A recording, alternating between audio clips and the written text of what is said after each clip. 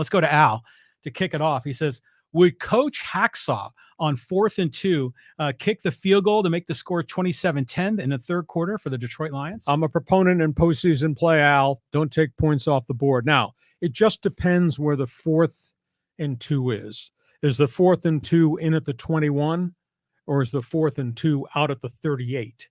That's a big issue, because if you go 38, 8 yards back to spot the ball, that puts it at the 46, which makes it a 56-yard field goal. So it just depends how deep are you in plus territory as to whether you take the gamble to punch for the 4th down, get the first down, and keep the drive going. Farther out, I think, sometimes you even punt the ball to pin somebody back on the long field and let your defense get the ball back, and then you play the field position game. But they did it all year. That's part of the coach's DNA. So I guess I subscribe to what they're doing. But this coaching staff will now learn about the intensity level and the complexities of playoff games as compared to playing the third weekend in November against the Atlanta Falcons. Yeah, it's a big difference. Generally speaking, I like it when coaches go for it on 4th down, because I think the analytics guys prove it out that in certain situations, it puts the probabilities in your favor. But they only lost that game by 3. If they had made both of those field goals, they could have won the thing. So, good on Dan Campbell. I love the bravado, but I think he kind of fell in love with going for 4th down. Okay, next question. Okay, moving on. Let's go here to John. He says, 2 comeback wins in a row for the 49ers. Will there be a third? Well, I think they proved something. I was concerned that Brock Purdy was freaking out with the pressure.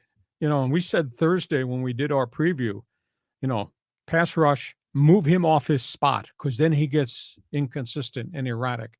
He threw some bad balls when he moved off the spot. Lucky a couple of them didn't get picked. But, Purdy, that's a learning curve for a young quarterback.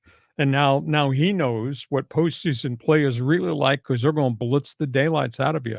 But they proved something. I mean, they climbed out of 2 pretty big holes in those playoff games. I mean, I was shaking my head. I said, I can't believe what I see these 49ers are doing in front of their home fans. I can see you getting ambushed on the road. I could see this happen to you in Green Bay or happen to you in Detroit. But at home, I was really stunned. So, learning curve, they still got an awful lot of firepower. And I think that's the most unique thing about San Francisco. They got so many bullets in the gun that they can fire from every type of direction. And John Riley says.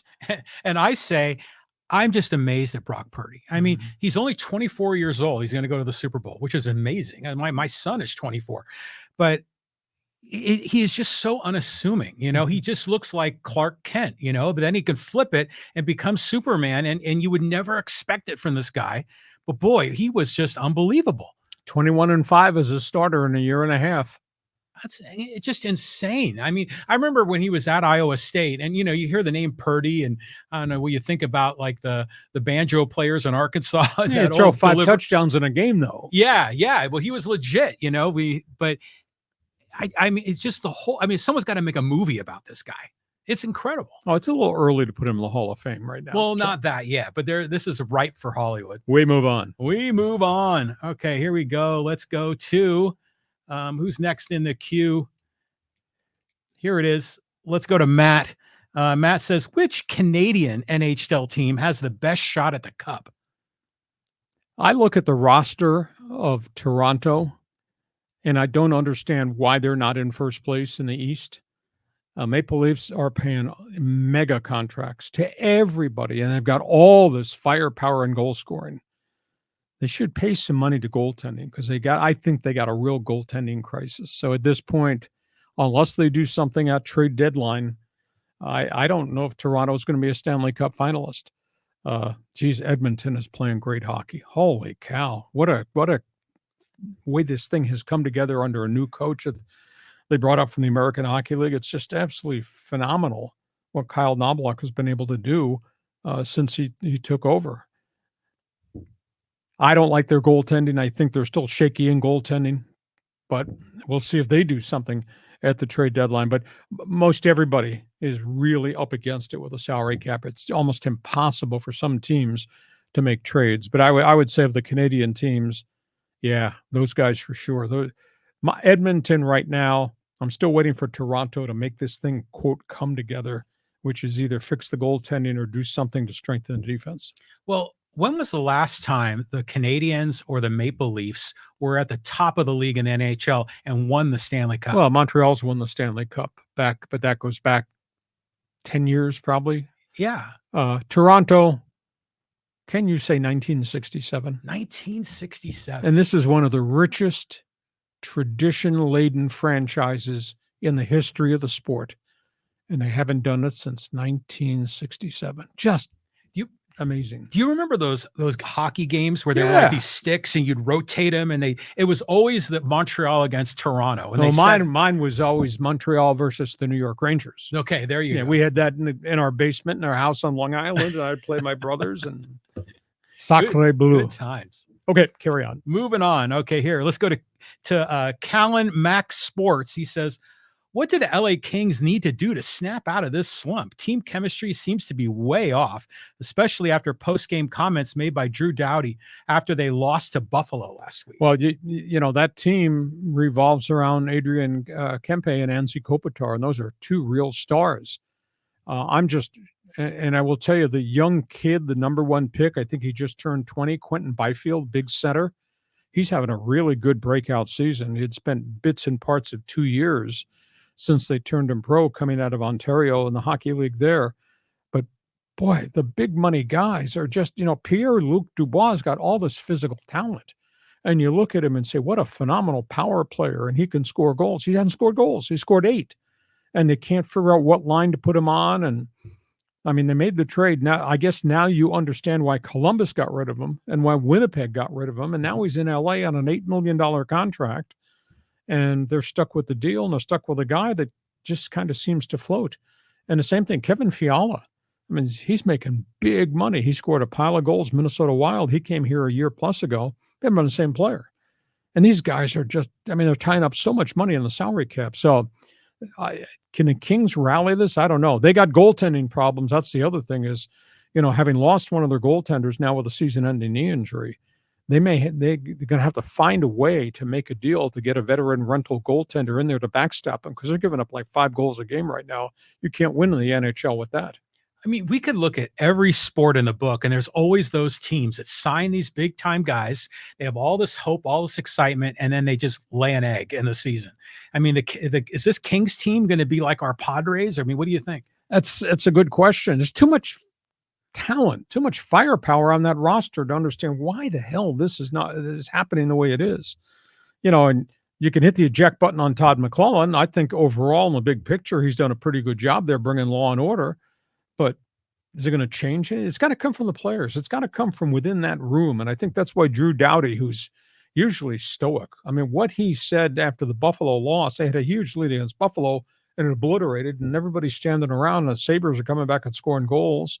Sabres got all these injured players. Their best players are on the injured reserve list. It was shocking. So that's why Doughty just spilled his guts. So we'll see if this has an effect. Sometimes you just need a catalyst. You need an incident. You need something to happen, whether it's the captain standing up and calling people out by names, or whether it's instigated by a fight or a brawl that brings a team together. Something has to happen in LA to make this thing get unified. Well, let's go on. We got some NBA questions here. This is from Patriots for Christ. Klay Thompson looks washed, sad. A lot of miles on the body. And he's had 2 major injuries. He doesn't look like the same player at all. It kind of looks like he's lost a step of quickness. He was always a standoff guard who would take it and drill it, but he's not getting open now, and he just doesn't look right. And for all the miles, there's 200,000 miles on Steph Curry. Boy, he just plays and goes and goes and goes. And then you see the third guy might hold the key. His name is Jonathan Kuminga. He's a young guy. He was 19. He's playing a lot more minutes this year. His game can be explosive. His game can also be really skitterish. Where I watched him in the Golden State Laker game, and I saw Kuminga make some unbelievable plays in and around the basket. I mean, he's a jumping jack who can also stroke it from outside. And you say, wow, look at that athleticism. Holy cow, is he coming? Then you see him make bonehead shot. Why'd you take that shot in the shot clock situation late in the game? What are you doing? So he's just a young guy learning on the job. You remember when Klay Thompson and Curry first became the Splash Brothers. Yeah. That was what, like 2012, maybe 2013, 5 to 8 years ago, I'd say. But I just remember, like, we knew who Curry was, what he did in the NCAA and took Davidson deep, but I didn't know much about Klay Thompson at all. And all of a sudden he showed up. Was he a first round draft pick coming out of Washington State? I think he was. But to me, he was not really on my radar as a young guy. He could stroke it. But they had other good players. That was Draymond Green at the height of Draymond Green being great. Mm-hmm. And they had big men who could play. But the Splash Brothers that stand out there all night and just bury threes. Well, Curry is doing it right now. Klay Thompson statistically is not. And this is a contract year for him. He's making $45 million. Not too shabby. Well, he's earned it. Yeah. They tried to sign him to an extension. And he said no, but now he's playing really poorly. And he's had injuries. He's had 2 major injuries, like Steph Curry's had 2 major injuries. Right. And for both those guys to be back on the court, that's pretty impressive. Curry's playing back to what Curry is. Klay is kind of giving ground. He does look like he has 200,000 miles on his wheels. Well, he's beloved in San Francisco, especially when he's out on the town. He has his dog with him. He's always getting his picture taken on social media. So yeah, he's something. Moving on. Okay, let's go back to Al here. This is a really good question, I thought. Hacksaw, as a young lad, your most memorable childhood memory, the 1958 championship game at Yankee Stadium, a mesh OT touchdown, Pirates winning Game 7 World Series 1960. What is it? Well, I grew up on Long Island, so I remember all that stuff. That's Alan Amici, Baltimore Colts, overtime game-winning playoff championship game, Baltimore at Yankee Stadium. That game was nationally televised. That was the first, quote, national telecast of an NFL game. Nice. The whole country saw it. That was the catalyst to make NFL on TV something really special, the Alan Amici overtime touchdown win.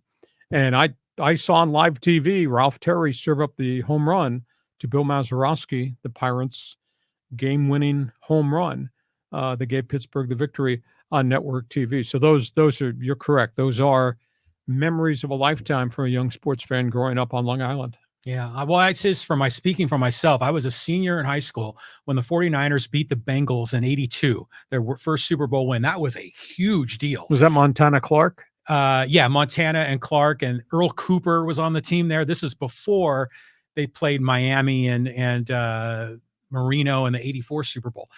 The other thing that was big for me as a kid is I remember right before the 1975 World Series between the Reds and the Red Sox, my stepfather went out and bought a color TV. And boy, that pissed off my mom because we didn't have the money, but he bought it anyways.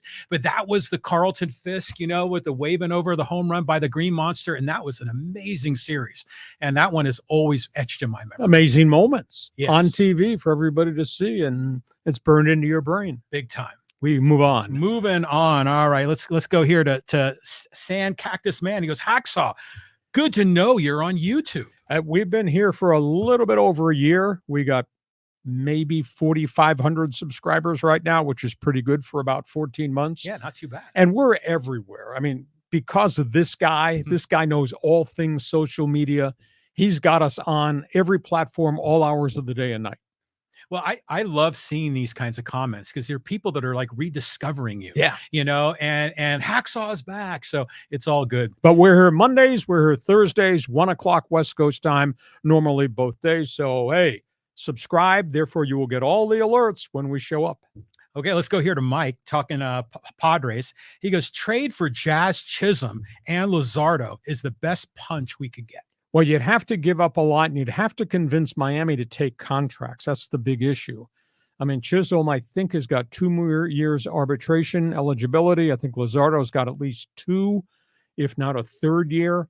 But to get him, you're going to have to give up something of significance, and I don't think Miami wants to take on Cronenworth's salary. They might take Kim, but now you're creating another hole in your infield if you trade Kim away. Tough call for what AJ Preller might possibly do with this situation. But the Miami trades are still out there. Chisholm can play second. Chisholm can play center. Luzardo is really reliable. I think he was 10-10 last year for kind of a crummy Miami team that fell apart at the end of the season. I think he had a 3.68 ERA.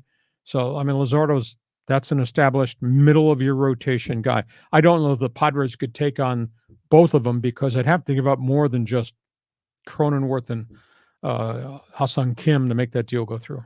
Was Luzardo, he was on the Oakland A's at Yes, one time. young guy. So think of that roster that the A's had. They had a lot of really good pictures, and now they're all throughout the league. This is interesting to me. Chaz Chisholm makes sense, but would you rather have Chisholm in center and Tatis in right, or would you rather have Tatis in center and then go sign like a corner outfielder? The baseball people that I network with tell me that if Tatis goes to center, he's going to get hurt. Really? Because that's a real wear and tear position to play. He has mastered right field. He's got the cannon for the arm, which you want for somebody in right field. A couple of baseball people that I bang around with are of the opinion, no, don't put him in center because he'll get hurt, because you wear down, and the way he plays, he'd probably wear down and get hurt. If you're asking me which one of the Miami guys, I'd rather have Luzardo, because they desperately need established pitching. Yeah. And if you got Jackson Merrill and you got Cronenworth and you keep Kim, I think you might have enough pieces to relocate into these other positions in need. But they don't have any major league pitching ready. I mean, Snelling is maybe a year and a half away. The other guys are even farther back than that.